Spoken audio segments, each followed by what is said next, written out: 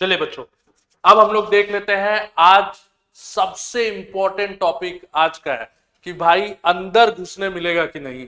अंदर घुसने मिले उसके लिए कुछ चीजें आपको ध्यान में रखना है। एडमिट कार्ड कैरी करना है, फोटो कैरी करना है, ये सारी बातें आपको बता दी गई थी। एक ट्रांसपेरेंट पेन कैरी करना है। कुछ भी खाने पीने का आइटम या और कोई चीजें आपको अपने पॉकेट में लेके नहीं जानी है। बेल्ट उल्ट ये सब तो वहां निकलवा ही देते हैं, ठीक है। तो ये सारी चीजें याद रखना। उसके साथ अब आता है कि क्या क्या नहीं ले जाना है, ठीक है।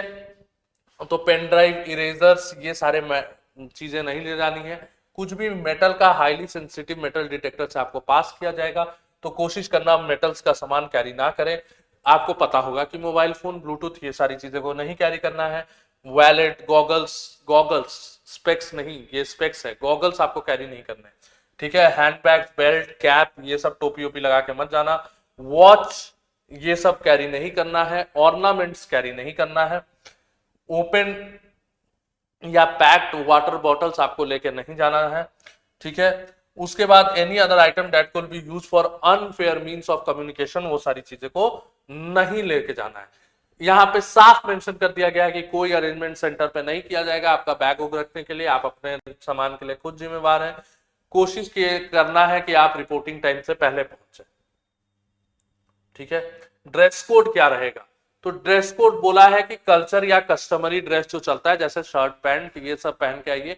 कुछ स्पेशल ड्रेस पहन के मत चले जाइएगा, ठीक है। नॉर्मल कपड़ा पहन के चाहिए। एक चीज इसने साफ साफ मना किया है कि शूज पहन के आप नहीं जा सकते हैं। ये शूज आर नॉट परमिटेड, साफ साफ लिख दिया है। कोशिश करना कि जूता पहन के मत जाओ। सैंड स्लीपर्स और सैंडल्स अलाउड है, हाई हील्स नहीं होने चाहिए, ठीक है। अगर आप कोई भी चीज से डाइवर्ट हो रहे हैं किसी भी वजह से, मान लो पैर में प्लास्टर चढ़ गया है या आपको बहुत ज्यादा ठंड लगती है, किसी भी वजह से आप डाइवर्ट हो रहे हैं, तो आपको एक परमिशन एनटीए से लेना होगा, तभी अंदर घुस पाओगे, नहीं तो बच्चा अंदर ही नहीं घुस पाओगे, ठीक है। आंसर की चैलेंज, ये सब तो बात की प्रक्रिया है बच्चों। पहले तो एग्जाम दे दिया जाए, एग्जाम में अच्छे मार्क्स आ जाए, ठीक है। उसके बाद हम लोग बात करेंगे आंसर की चैलेंज वैलेंज पे, ठीक है। एग्जाम देने के बाद की ये सब प्रक्रिया होती है। एग्जाम देने से पहले इस पे बात करने का कोई मतलब नहीं है, ठीक। आज एक बहुत इंपॉर्टेंट बात बच्चों, सेंट्रल यूनिवर्सिटीज कौन कौन सी इन्वॉल्व है, तो ये अपने अल्फाबेटिकल ऑर्डर्स में यहाँ सेंट्रल यूनिवर्सिटी दे दी गई है। अलीगढ़ मुस्लिम University, Assam University, Baba Saheb Bhimrao Ambedkar, Banaras Hindu University, one of the most important, जिसमें आप जाने का ख्वाब देख रहे हैं। अलीगढ़ मुस्लिम University is also very good. Assam University is good, ठीक है। उसके बाद आता है आंध्र प्रदेश का। सारे जगह पे एक सेंट्रल यूनिवर्सिटी होती है, तो वो सारे सेंट्रल यूनिवर्सिटी स्टेट वाइज यहाँ लिस्ट कर दिए गए हैं, ठीक है। उसके बाद Indira Gandhi National Tribal University हुआ, जामिया मिलिया इस्लामिया हुआ, या जेएनयू हुआ, Jawaharlal Nehru. These are fantastic university, आपको जाना चाहिए अगर आप अच्छा यूनिवर्सिटी में पढ़ना चाहते हैं तो। उसके बाद आपको राजीव गांधी यूनिवर्सिटी देखने को मिलेगा, ठीक है। एक और University of Allahabad and University of Delhi, again this are very good university. अगर आप मतलब one of the best universities में पढ़ना चाहते हैं तो these are Delhi, Allahabad, JNU, BHU, ये सब इंडिया के टॉप यूनिवर्सिटीज है जहां पे आप पढ़ सकते हैं। फीस एकदम कम, क्वालिटी ऑफ एजुकेशन बहुत हाई। यूनिवर्सिटी ऑफ हैदराबाद भी अच्छा है, ठीक है। इसके अलावा और भी यूनिवर्सिटीज है, दीज आर सेंट्रल यूनिवर्सिटीज, ठीक है। उसके अलावा भी बहुत सारे यूनिवर्सिटीज हैं, जैसे डीम्ड यूनिवर्सिटीज हुए, प्राइवेट यूनिवर्सिटीज हुए, वो भी अपने आप को सीयूटी के अंदर डाले हुए हैं, ठीक है। तो आप वहां भी जाके पढ़ सकते हैं, ठीक। पर एक चीज ध्यान दीजिएगा कि ऑटोनॉमस इंस्टीट्यूशन और प्राइवेट यूनिवर्सिटीज से जो मतलब फीस होती है उसको लेके थोड़ा सा इशू हो सकता है, बट देयर आर वेरी मतलब बहुत अच्छे यूनिवर्सिटीज हैं इसके अलावा भी। बट पहले हम लोग टारगेट करेंगे, जब सीयूटी दे रहे हैं तो we are targeting central universities. तो हमेशा ध्यान देना बच्चों कि सेंट्रल यूनिवर्सिटीज में ये 5 तो अपने टारगेट में होना ही चाहिए। Jamia Islamia is also very good, Aligarh Muslim University is also very good. These are damn good universities जिसमें आप जाने का सपना देख सकते हैं या आप जा सकते हैं, ठीक है। हम लोग आपके साथ बने रहेंगे ये पूरे जर्नी में, इसके लिए आपको घबराने की जरूरत नहीं है। अब आते हैं सब्जेक्ट कॉम्बिनेशन पे, ठीक है। तो इतने सब्जेक्ट्स आपको मिले हुए हैं, ये लैंग्वेज सब्जेक्ट है जो आप चुन सकते हैं, ठीक है। इसमें 2 तरह के सब्जेक्ट है, लिस्ट ऑफ लैंग्वेज, डोमेन और जनरल एप्टीट्यूड। ठीक है। तो ये कुछ ऊपर वाले जो एक एक वाले कोड वाले हैं वो सारे लैंग्वेज सब्जेक्ट है। ध्यान देना, ये मीडियम की बात नहीं हो रही है, ये लैंग्वेज की बात हो रही है, स्पेसिफिक लैंग्वेज की। एक दिन हम लोग आपको सब्जेक्ट कॉम्बिनेशंस पे भी बात करेंगे। सारी यूनिवर्सिटीज, पार्टिसिपेटिंग यूनिवर्सिटीज का एक बार निकल जाने दीजिए, पूरा का पूरा सबका पीडीएफ निकल जाए, उसके बाद हम लोग बात करेंगे।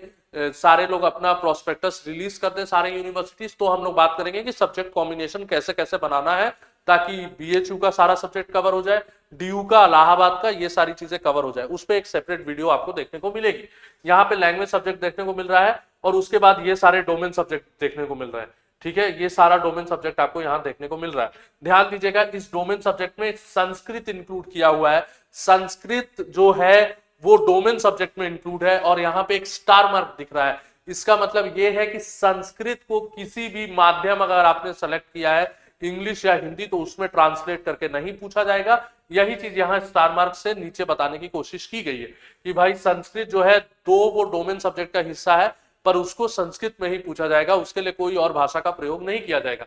बाकी यहाँ पे जो सारे सब्जेक्ट्स हैं, अगर मान लो आप हिस्ट्री लेते हैं, तो हिस्ट्री में अगर आपने सेलेक्ट किया है कि मेरा माध्यम मराठी होना चाहिए, तो आपको हिस्ट्री जो पूछी जाएगी वो मराठी भाषा में पूछी जाएगी। ठीक है, ये चीज यहां से समझाने की कोशिश की गई है। ठीक है बच्चों, इसके बाद ये सारे आपके सेंटर्स हैं जो आपको भरना है। कोशिश करना बच्चों सेंटर अपने घर के करीब रखना, ताकि आप एग्जाम में जाओ तो आप ज्यादा थक के ना जाओ। ठीक है, तो आप अपना जो भी सेंटर है उसको ठीक से भरना, और अपने घर के करीब रख के भरना। ये एग्जामिनेशन स्टिमुलस की बात की गई है कि कैसा दिखेगा आपका पेपर, किस तरह आपको आंसर करना है। तो ये बच्चों आप हम लोग के साथ कनेक्ट रहिए। आप एक बार कोचिंग आएंगे, हम लोग आपको सब कुछ एकदम A to Z वहां पे जैसे एग्जाम होता है उसी तरह आपका पेपर डिजाइन होता है। और रैंकर्स एजुकेयर हमेशा कोशिश करता है कि एक फ्री टेस्ट सीरीज भी लॉन्च करे।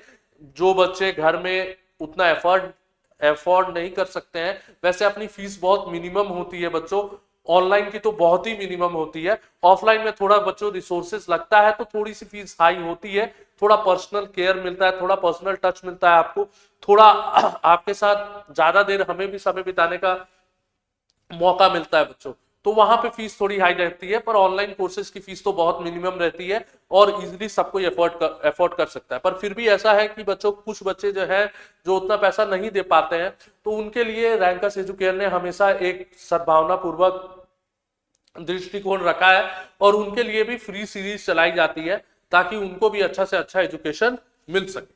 ठीक है, तो ये सारी चीजें तो वहीं पे क्लियर हो जाएगी। वही बात की गई है, सारी चीजों के बारे में बात की गई है कि कैसे क्या होगा। ये आपका रिजल्ट निकलेगा तो नंबर उम्बर कैसे डिस्कशन होगा, रॉ स्कोर को कैसे कन्वर्ट किया जाएगा, ये तो रिजल्ट के बाद की बात है बच्चों, ये सब उस टाइम बात कर लिया जाएगा। अब आता है कि सर्टिफिकेट्स कैसा कैसा होगा। तो बच्चों यहाँ पे गजेट दिया हुआ है, ये डिसेबिलिटी वाले कैंडिडेट्स के लिए दिया गया है कि किसको किसको ये डिसेबिलिटी में कंसीडर कर रहे हैं, किसको नहीं कंसीडर कर रहे हैं, ये सारी चीजें यहाँ पे दी हुई है। बच्चों यहाँ पे फॉर्मेट भी दिया हुआ है कि कैसा आपका बनना चाहिए सर्टिफिकेट। देखो यहाँ पे कोशिश करना कि भारत सरकार वाला जो सर्टिफिकेट बनता है, अगर आपको ओबीसी बनाना है तो आप भारत सरकार वाला जो सर्टिफिकेट बनता है वो बनवाए, केवल बिहार या स्टेट गवर्नमेंट वाला सर्टिफिकेट ना बनाए।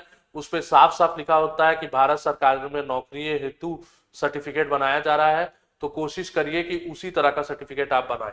ठीक है, रजिस्ट्रेशन प्रोसेस यहाँ पे पूरा दिखाया गया है कि किस तरह रजिस्ट्रेशन प्रोसेस आपको करना है, कैसे रजिस्ट्रेशन होगा, ये सारी बातें दिखाई गई हैं। तो ये हम लोग बच्चों फॉर्म फिल करेंगे और साथ साथ में हम लोग मूव करते रहेंगे।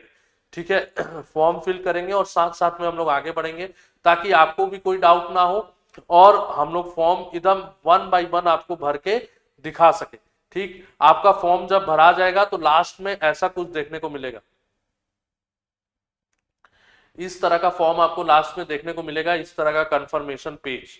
ठीक है, तो हाँ, इसके लिए ना घबराए बच्चों, हम और आप मिलके फॉर्म भरेंगे शुरू से लेकर अंत तक, तो वहां पे ये सारी चीजें क्लियर हो जाएंगी। इसी के साथ बच्चों हम लोग इंफॉर्मेशन बुलेटिन के लास्ट पेज पे पहुंचते हैं। यहाँ पे हेल्पलाइन नंबर दिया हुआ है, टाइम ऑफ कॉन्टैक्ट दिया हुआ है, तो इसको कोशिश कीजिए बच्चों की जल्दी से जल्दी आप लोग पढ़ लीजिए, जल्दी से सारा डॉक्यूमेंट जुटा लीजिए और फॉर्म भरने को तैयार हो जाइए। इस सब के बीच रैंकर्स हमेशा आपके साथ है, हम लोग पूरी टीम लगी हुई है आपके पीछे कि आपको आपका वो ड्रीम कॉलेज दिलवा सके जिसका सपना आपने बचपन से देखा था। इसी के साथ धन्यवाद दोस्तों, हम लोग विदा लेते हैं, फिर आपसे मिलेंगे एक नए इंफॉर्मेशन, एक नए स्टैट्स, एक नए टॉपिक के साथ। धन्यवाद।